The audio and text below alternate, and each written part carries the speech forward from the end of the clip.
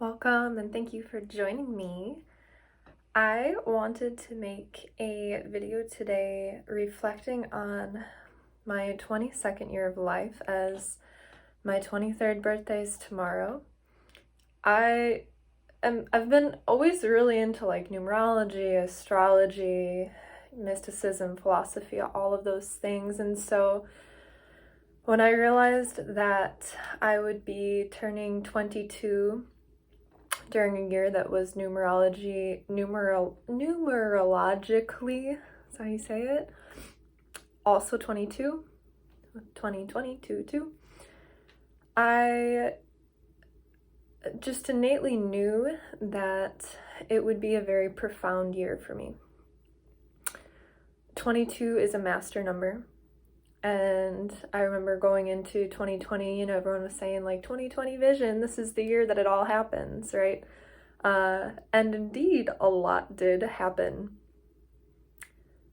Nothing that we could have predicted. But I just wanted to take a chance to sort of reflect on the lessons and the alchemy that I found throughout the year. And I did make a video as we entered the new year that feel free to watch. It's on my channel too. But I just wanted to sort of touch on some of these major lessons as I'm wrapping up my own solar year. So this video was sort of triggered while I was reading The 10th Insight by James Redfield. If you've ever heard of it, it's the second book after the Celestine prophecy.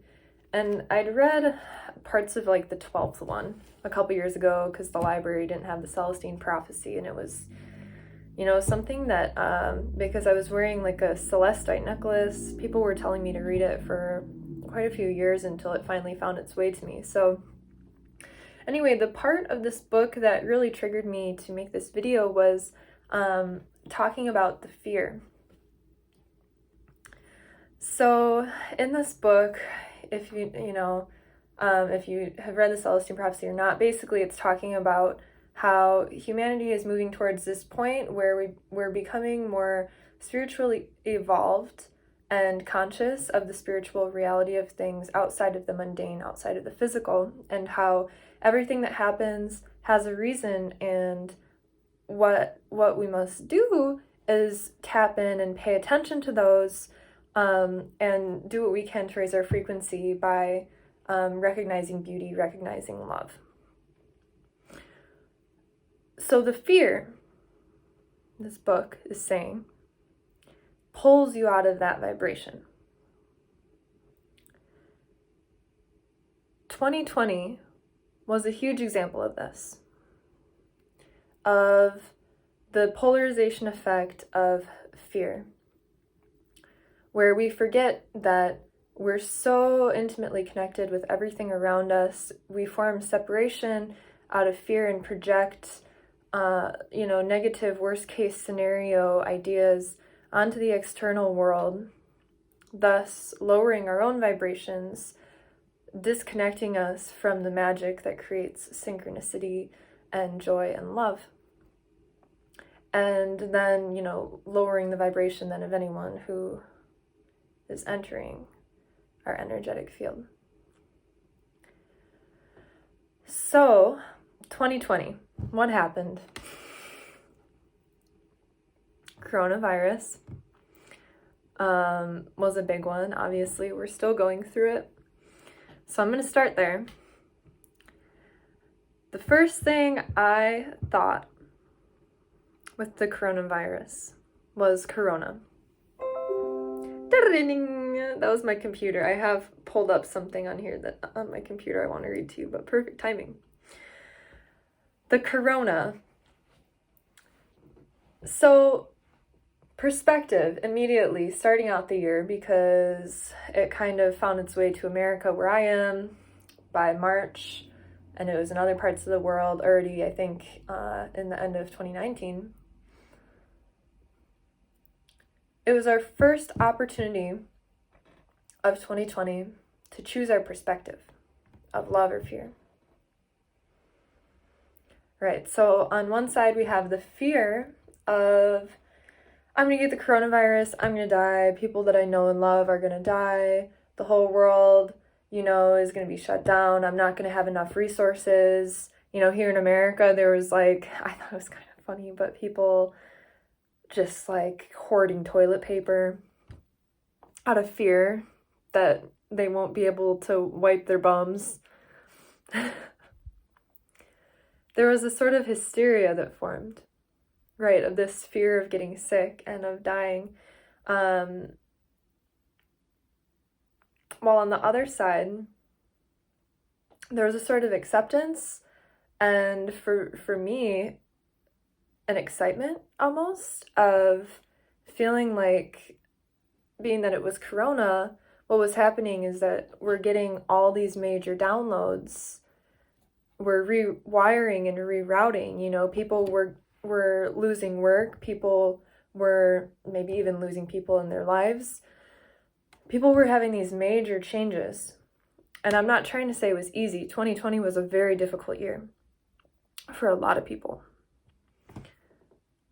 But for me and my perspective, as soon as I, you know, realized what was happening, I saw it as a huge opportunity to have time to ourselves, to do what we love, to do the hobbies that we enjoy, to find peace, to find domestic peace and love, to be with the people that we love, to maybe start having family dinner again instead of, you know, eating fast food, to prioritize our health, to get outside and go for walks because they were, you know, sharing that sunlight and vitamin D would help fight the virus, kill the virus, to strengthen our immune systems. So, you know, getting good exercise, drinking lots of water, eating lots of good, healthy fruits and vegetables. That was my perspective of it. Like, wow, what an opportunity. For me, it was very easy to have that perspective because about a month before it happened, for the first time in my life, Archangel Michael came into my dream like 4 times in one night. Just like basically telling me that like the job I was doing wasn't what I was supposed to be doing, that I was destined to do greater things than I was doing, and that I was letting myself down and seeing myself, you know, in such a limited way. So it was easy for me because as soon as it happened and I lost my work, I was like, all right, Michael, all right, Michael, show me then, you know, show me. If that's not what I'm supposed to be doing, then show me the path forward. Right, and a lot of people want to get offended with that perspective too, because they're like, you're being a little insensitive, people are dying. But honey, you can't be afraid of death. And oh, my partner would be so proud of me. He really loves Fish. And for those of you who know Fish, the band, they have that song, Death Don't Hurt Very Long. So when you have that knowledge, it's like nothing bad is happening when you die. You know, obviously we'll miss people when they're gone because we love them. But to hang on to them is like an unhealthy karmic attachment when we can realize how natural it is to die. Death is just as natural as birth. You know, and yes, a lot of people died from the virus, but a lot of people also died from cancer, diabetes, heart disease, accidents. You know, not to dismiss what's happening, but it's just another perspective, right? To not fall into that fear. So that was one of the first, I felt, opportunities for mental alchemy in 2020. And then here in America, we were going through a lot of like racial tension with the police and even within like the political stuff happening, which continued throughout the year. You know, it was an election year, a really big one. And okay, so from my perspective, there was this struggle happening. People were upset. People were very afraid of what was going to happen to them. Specifically, like Black people in America were like afraid that they or someone they love, someone in their family, someone of their friends was going to get shot or killed without reason. Now, I grew up in the Midwest where there's like hardly any Black people where I live, like in Wisconsin. Like, I grew up in like a country town, and so for me, I just didn't understand it, and I just remember right at the beginning of it all, someone like called me out on Instagram for like posting a picture from like kayaking with my family member that I hadn't seen in like a long time, and like writing a poem about God and being reflected in water. And they like called me out for being insensitive, and it caused me to sort of take a step back, and I didn't want to buy into the fear. I did see that, maybe it was something that I just needed to understand better. But I also didn't want to dismiss the higher perspective of how everything's perfect. So I had this lesson just asking. It was 11:11 when I said that on my camera. So when I was faced with something that I didn't feel I could fully understand, I just asked to be shown a way to learn. Asked like, help me understand, universe. And I found myself then redirected to where I am now, at a place called Place of Grace, which is in like the lower income community in town. It's a Catholic worker house with like Franciscan values. I almost didn't come here because I am not Catholic, and my partner, who wasn't my partner at the time but was telling me about it, I told him like, I read tarot, like I do yoga, I believe in astrology, like honey, I can't go to like live in this Catholic worker house, to work in a Catholic worker house when like I'm very not Catholic. But he said, just like, come on, just come check it out. And we did, and it felt pretty dense. But I liked the values that it stood for. It's very much like greet everyone as if you're greeting Jesus walking through the door, like you're greeting the Buddha walking through the door.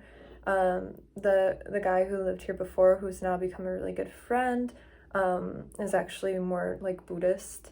And we have contemplation every week, and a lot of the conversation is very alternative, non-traditional. I've talked about tarot and yoga, and we've talked about Eastern philosophies, and it's very accepted. So this new place was ushered in where then I was in the midst of a lot of pain and suffering from the Black community.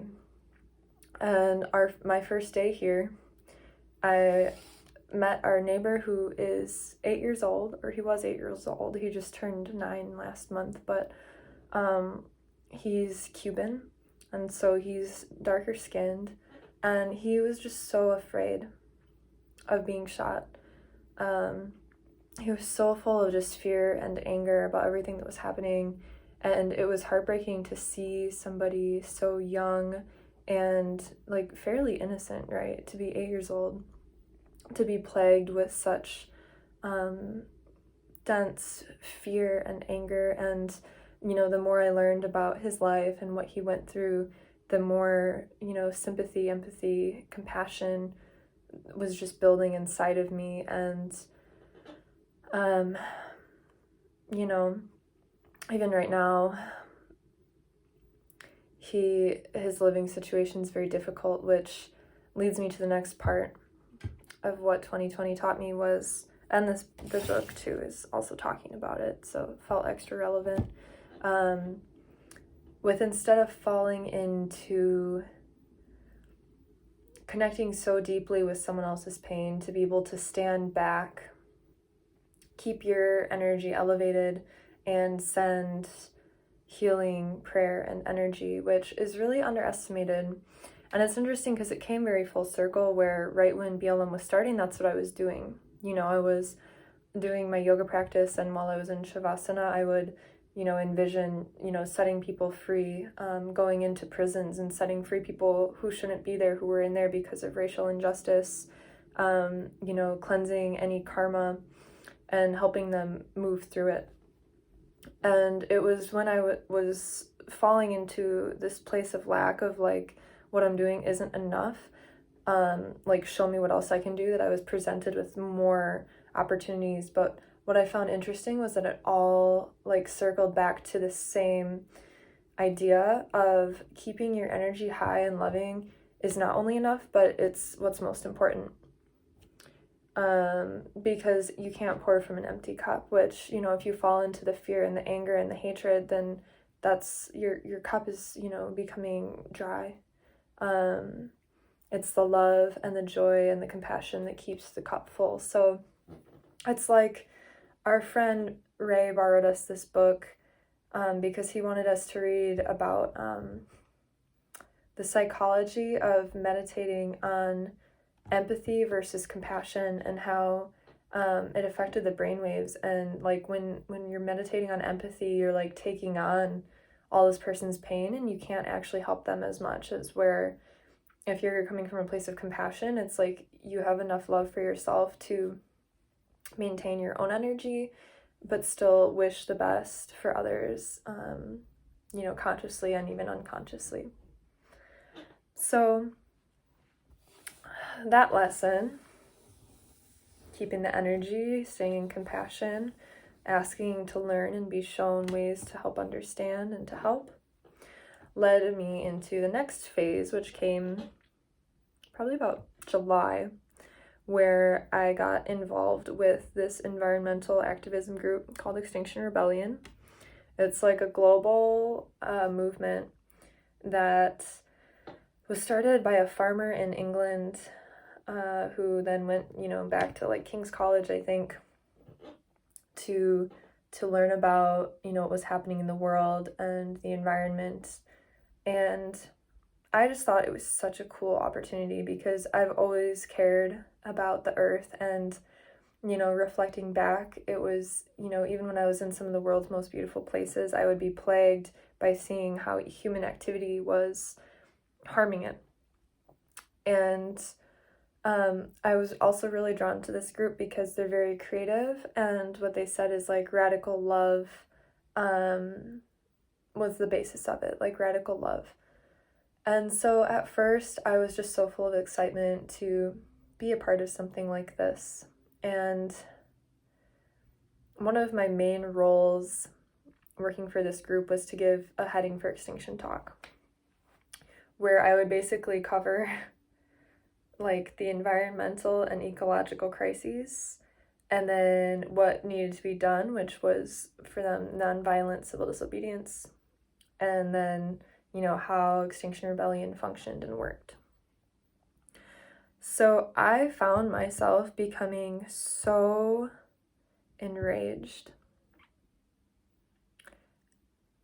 afraid, anxious, like to the point of like sobbing uncontrollably almost every day as I was contemplating the fate of the world, which looked like environmental collapse, mass migration, societal collapse, like worst case scenario. Right? And so from my perspective, I was just so mad because I was like, man, we've known about this for how many decades? Why is it my responsibility now that we're like basically past the point of no return to deal with this? And I like was falling into hatred for politicians, falling into hatred for people who were being complacent, falling into hatred for people who didn't want to listen to the talk, who didn't want to fall into the same fear that I was in and despair that I was in. And my energy vibration went from love and compassion to fear and anger very quickly. And this one was really hard for me to look at because it's the fate of the whole world, and even with BLM, like I didn't want to be in a crowd protesting.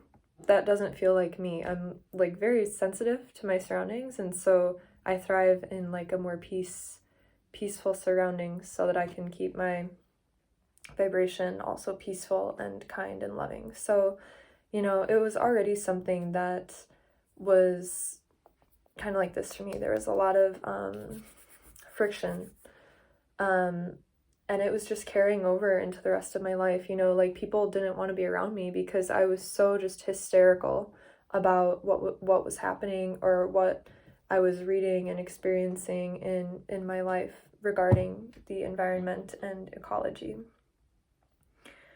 You know, my family didn't really want to talk to me because anytime they did, I would bring these things up, and it was just such a dense topic. They didn't want to talk about it.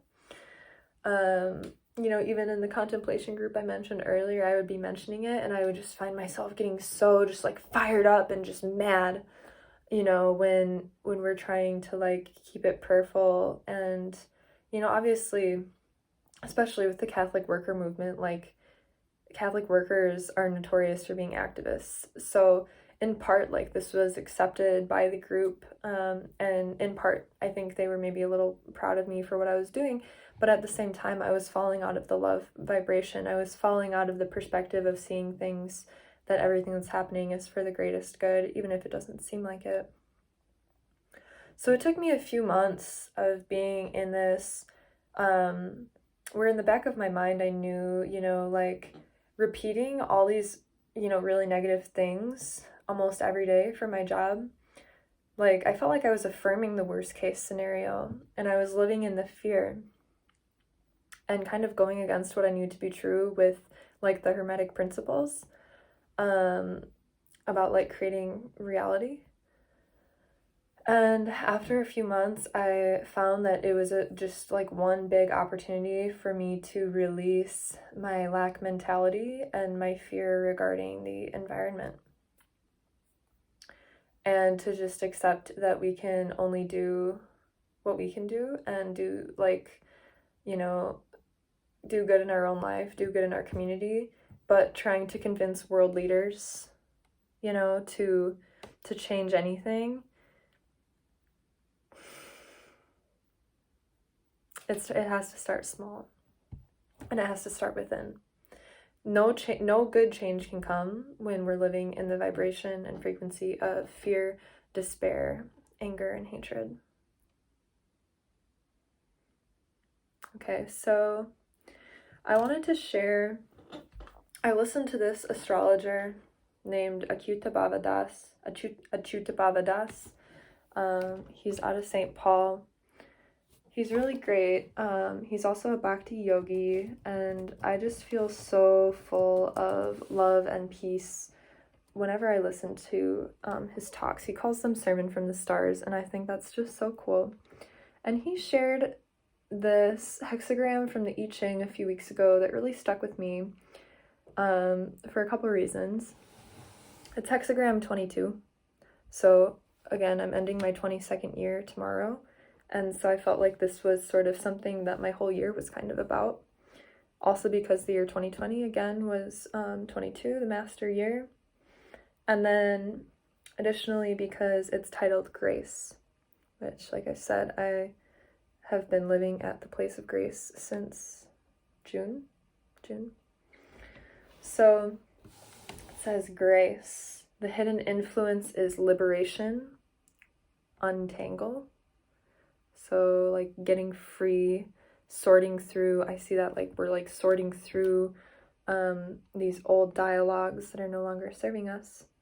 And then the underlying cause is oppression or exhaustion, and then it says adapt. So the adaptation part, definitely we were learning how to do that in 2020, adapting to new circumstances, even within, you know, place of grace. There's a lot of exciting changes that I've got to experience just through envisioning what I would want to be doing this year, which was art, being a part of a community that understands me, doing art with kids who could benefit from it. And all those things have happened and come to fruition. And then the oppression, exhaustion part of the underlying cause, oppression being like what was happening with BLM, and then oppression with like even the people of the world dealing with like the climate stuff, the exhaustion I was feeling living in that fear, and how that fear can even oppress us and keep us from living in our highest self. So on this website at the top, there's a quote from Emerson that says, "If a man carefully examines his thoughts, he will be surprised to find how much he lives in the future. His well-being is always ahead." Right, so again, living in that fearful thought of worrying, what if, falling into the worst case scenario, and that just like draining us, pulling us out of the beauty and the love and the joy of the present moment. So I'm just going to read part of this to you. It says reading at a glance. I don't actually have the I Ching, so I'm reading off a website. So I hope that this is basically the translation of it. The master said, "Untangle the knots and soften the glare. This means if you stalk life with a scowl, expecting difficulty, you will find it. When meeting oppression, we had the opportunity to learn to adapt or make changes to better fit in with the changes around us, but now it's time to connect with your inner source of light. Grace is an attitude of acceptance that radiates outwardly as joy regardless of what is unfolding around you. Anxiety and constant worry can make you unattractive both inside and out. You can cover yourself with nice clothes and possessions, but if the scowl remains, you remain unattractive. The hidden influence of liberation from worry is at the heart of Taoism, because if you are following life on its terms with an accepting attitude, you will discover more and lose less.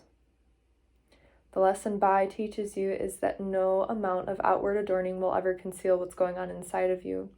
If you want to attract others to you, begin within. Loving the self makes one loving. Accepting the way makes one accepting. When you have no preconceived expectations, you will be open to the beauty of grace. Brilliant inner beauty is like a magnet that others can't resist. If circumstances are less than favorable, turn within and release the expectations that are making your outlook hardened. Take a breath and return to the moment. You may have the opportunity for grace to shine down upon you where your wish is granted.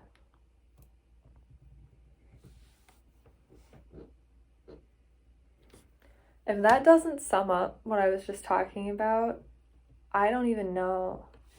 The internal state being more important than the external state. Being open to possibilities instead of confined to the box of fear and expectation of the worst case scenario. Allowing the light of grace, of wonder, of curiosity, of allowing something higher to guide you. Asking to understand so you can be more open, more understanding, more compassionate, more graceful. Releasing the anxiety and worry, because that's something that I found when I was trying to get people into this movement, that no one wanted to be around me because I was always just this anxious mess of despair and fear. Who wants to hang out with that? Who wants to join a movement that feels just so afraid and desperate? And I'm not trying to trash the movement. I think it's really cool that this grassroots movement is growing to be so big, and it's so like power to the people. They advocate for citizens' assemblies, and I think that's so awesome. And I'm not saying it's a bad thing. I'm saying it was a bad thing for me personally, because I couldn't hold my own internal vibration being a part of something like that.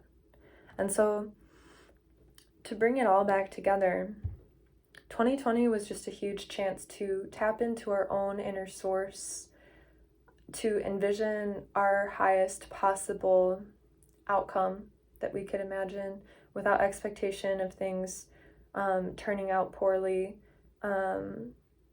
without including the lack of how will I even get there from here? of coming into the present moment and the goodness and juiciness of pure presence and the connectedness that brings, the synchronicities that brings, of asking to understand, of asking to be shown what could make this better. How can I be true to myself in this moment? How can I be honest with myself in this moment? How can I honor myself in this moment?